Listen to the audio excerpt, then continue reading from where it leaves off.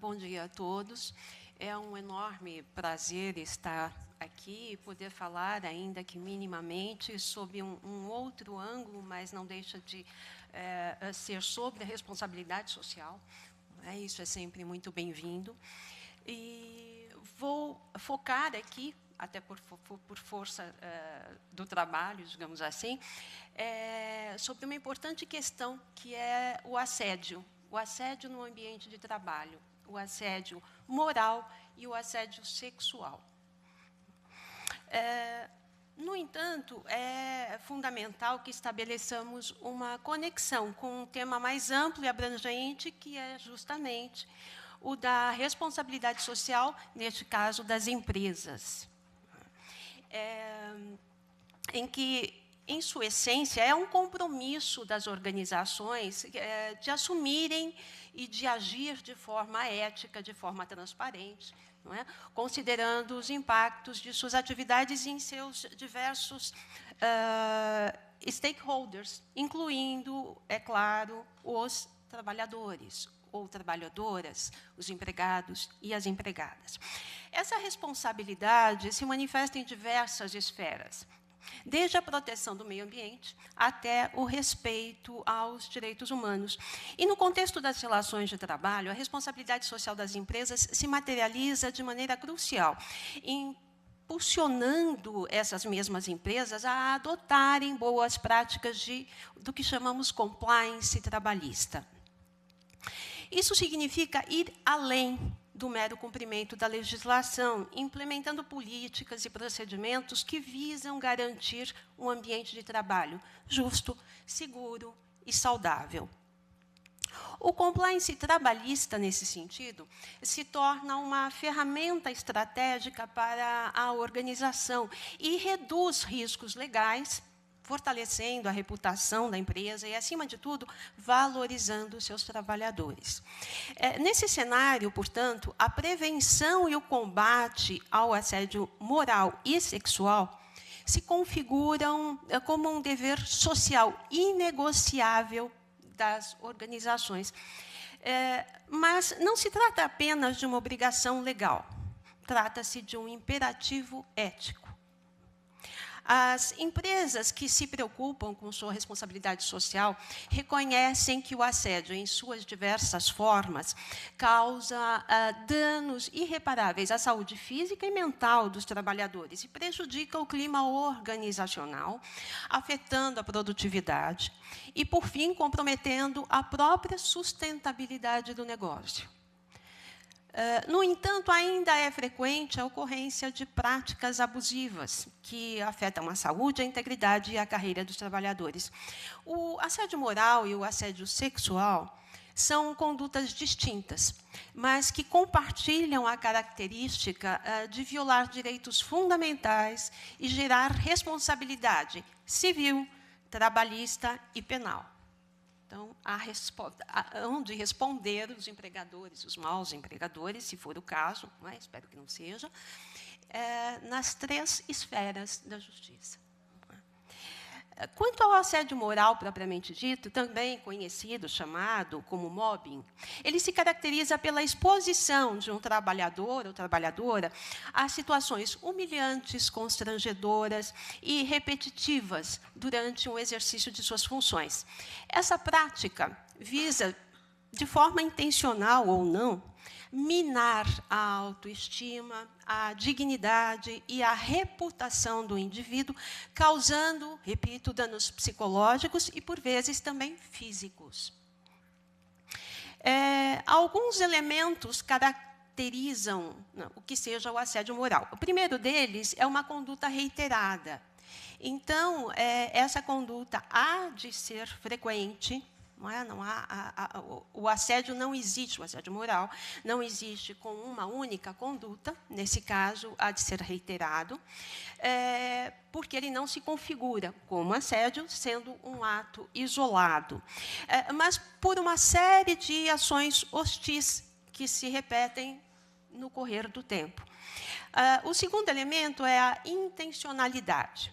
Ou seja, embora nem sempre seja consciente, o assédio moral pode ser praticado com a intenção de prejudicar a vítima, isolá-la, desestabilizá-la ou até mesmo forçá-la a pedir demissão.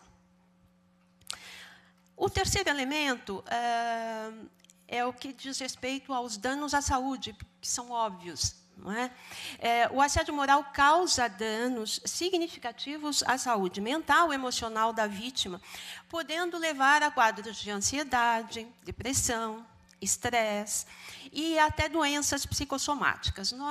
Eu acho que todos nós temos alguma notícia, pelo menos, disso. Conhecemos, de alguma forma, essa questão. E o terceiro elemento é o desequilíbrio de poder, ou seja, o assédio moral geralmente ocorre em uma relação de poder desigual, como eu já disse, né? Em que o agressor se utiliza de sua posição hierárquica para intimidar ou humilhar a vítima.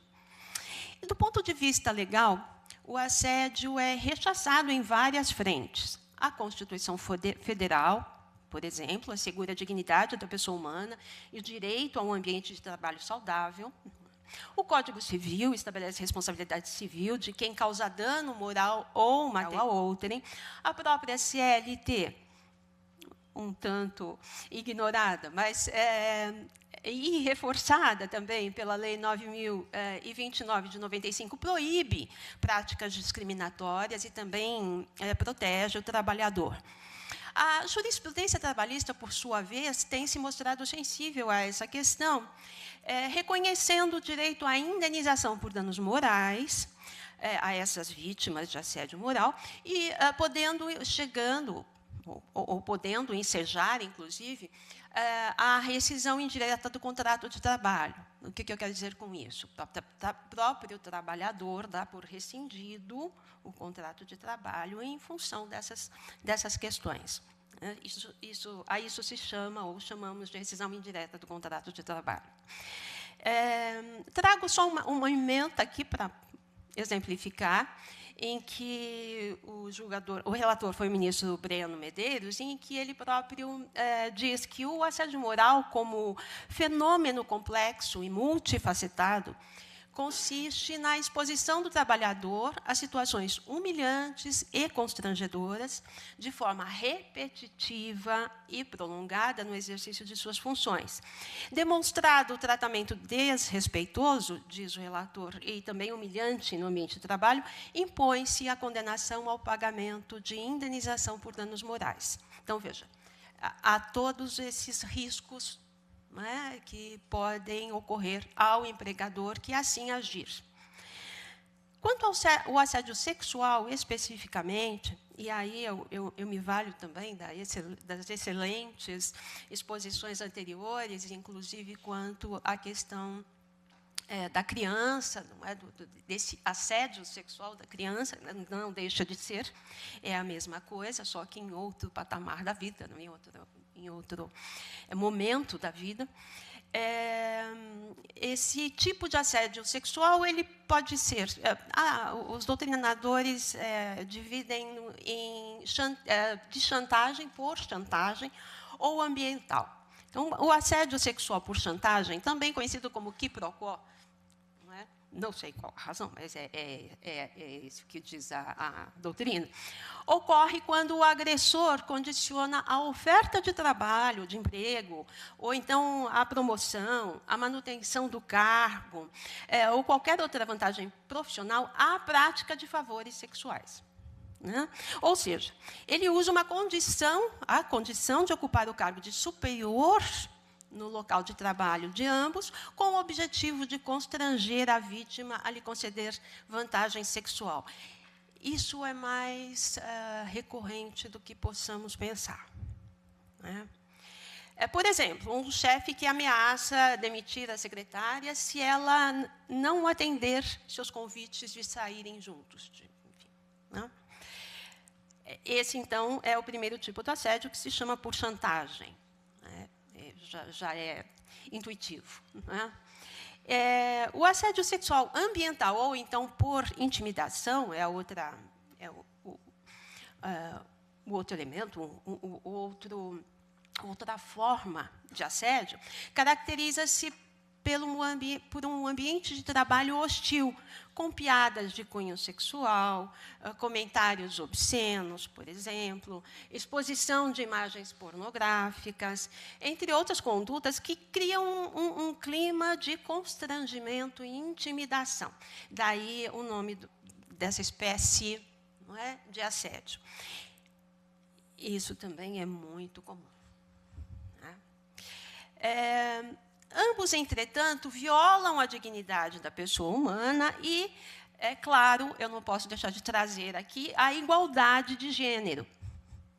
Porque, evidentemente, como é possível concluir, o assédio sexual ocorre muito mais com mulheres.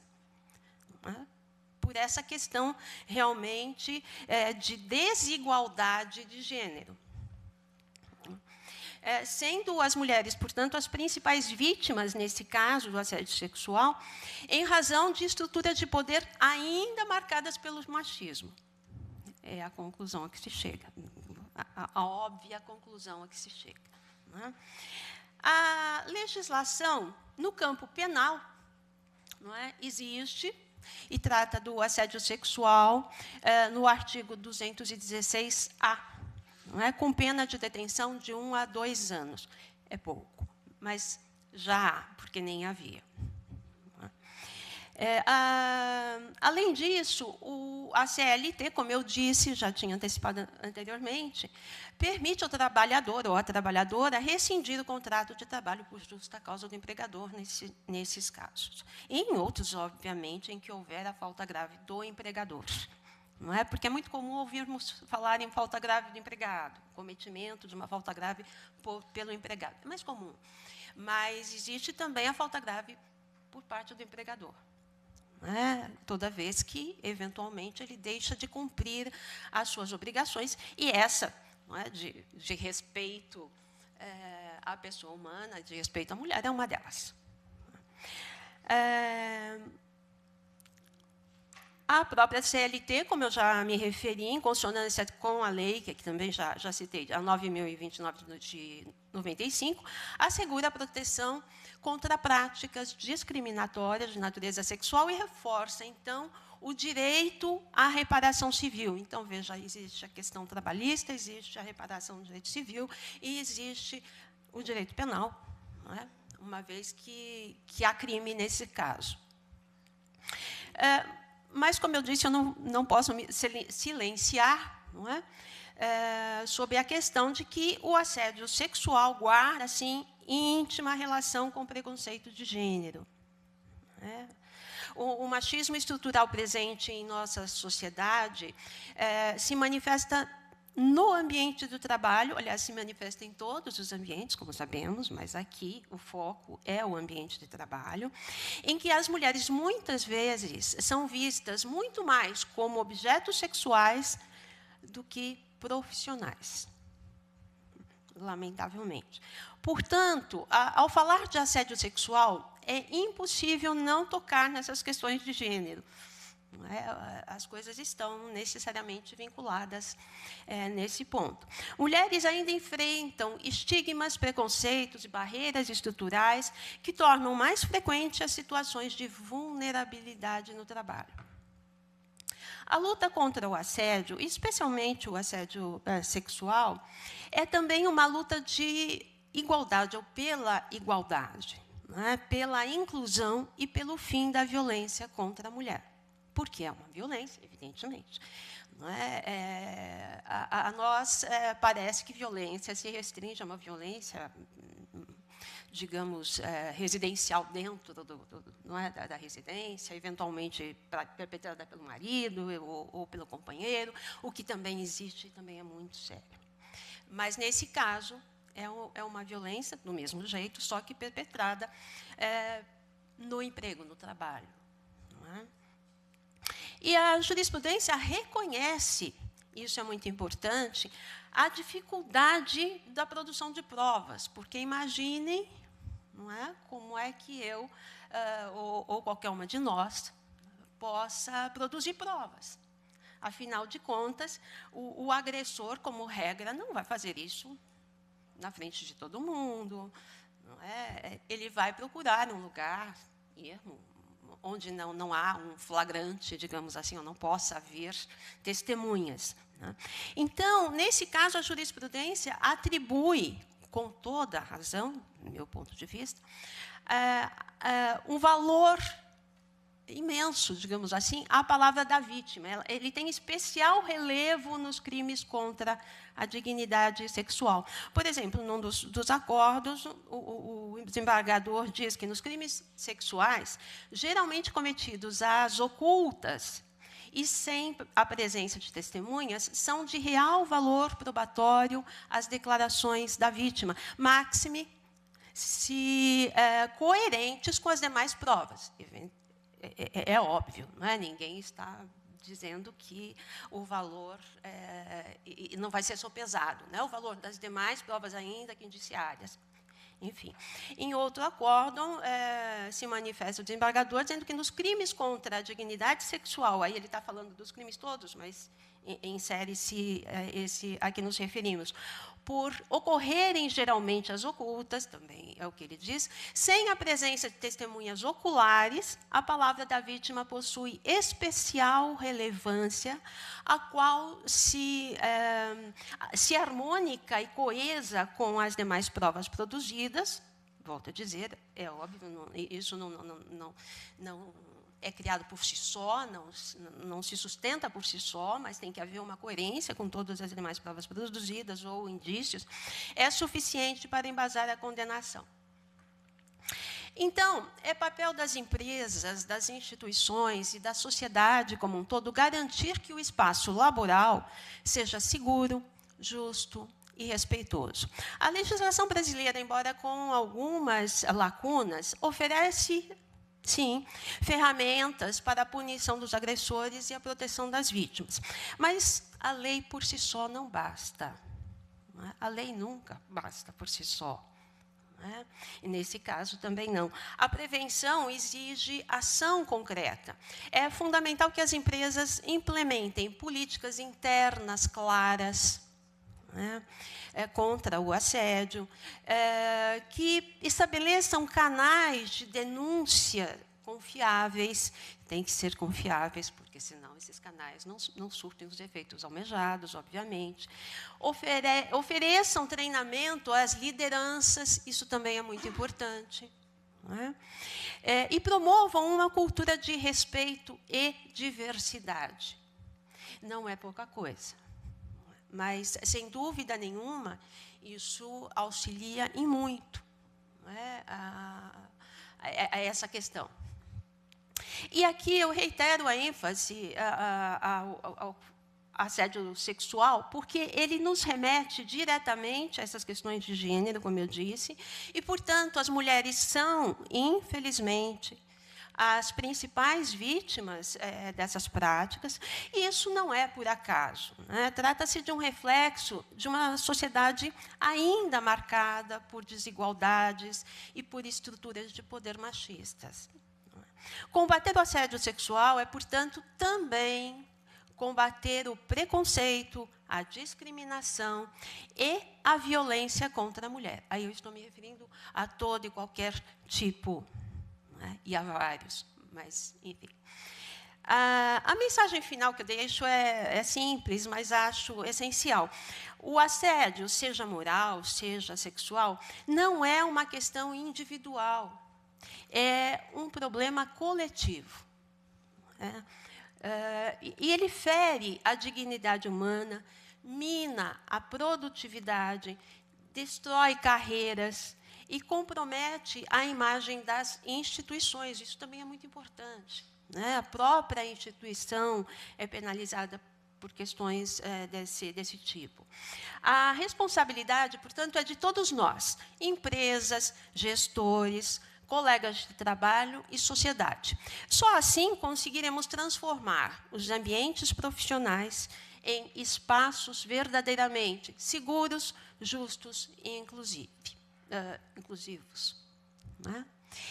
Muito obrigada, era basicamente isso. Espero ter